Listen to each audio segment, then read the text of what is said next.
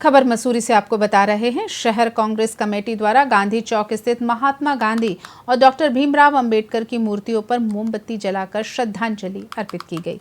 इस अवसर पर शहीद सुखदेव सुमन को भी याद किया गया। कांग्रेस शीर्ष नेतृत्व के निर्देशानुसार पूरे देश में आयोजित श्रद्धांजलि सभाओं की श्रृंखला में मसूरी में यह कार्यक्रम आयोजित हुआ। शहर कांग्रेस अध्यक्ष अमित गुप्ता के नेतृत्व में दर्जनों कांग्रेसी कार्यकर्ताओं और पर्यटकों ने भारत की महान विभूतियों को नमन किया। अमित गुप्ता ने बताया कि युवाओं के 36 दिनों के आंदोलन का परिणाम है कि शिक्षा मंत्री को इस्तीफा देना पड़ा, जो लोकतंत्र और जनता की जीत है। उन्होंने भाजपा के तानाशाही रवैये का विरोध करते हुए राहुल गांधी की मांगों को भी दोहराया। सिंह, मैं न्यू दिल्ली से आया हूँ। इस प्रदर्शन को इस तरह से देखते हैं कि मोदी सरकार इतनी सख्त थी कि इस देश में इतनी सारी धरना और ये सब कभी नहीं झुके। ये छात्रों की ही ताकत थी कि उनको झुकना पड़ा।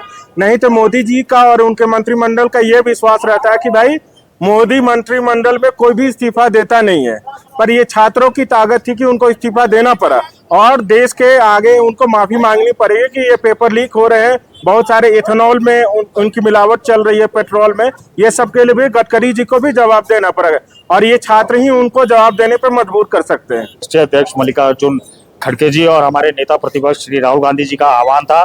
ये कार्यक्रम पूरे देश में चल रहा है। आज हमें जो निर्देश हुआ था कि हमारे जो संविधान निर्माता हैं उनकी मूर्ति पर जाकर उनको श्रद्धांजलि अर्पित की जाएगी और जो हमारे देश की आज़ादी के नायक है, महानायक है महात्मा गांधी जी, उनकी मूर्ति पर जाकर उनको श्रद्धांजलि अर्पित की जाएगी।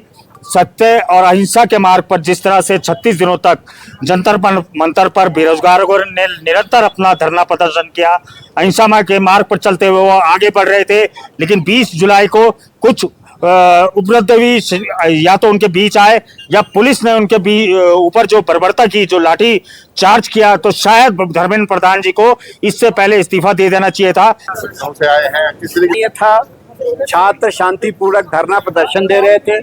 हमारे कोई भी मंत्री उनसे बात करने के लिए तैयार नहीं हुए।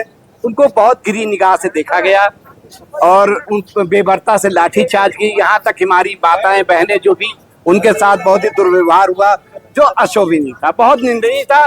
उसकी जितना निंदा की जाए कम है।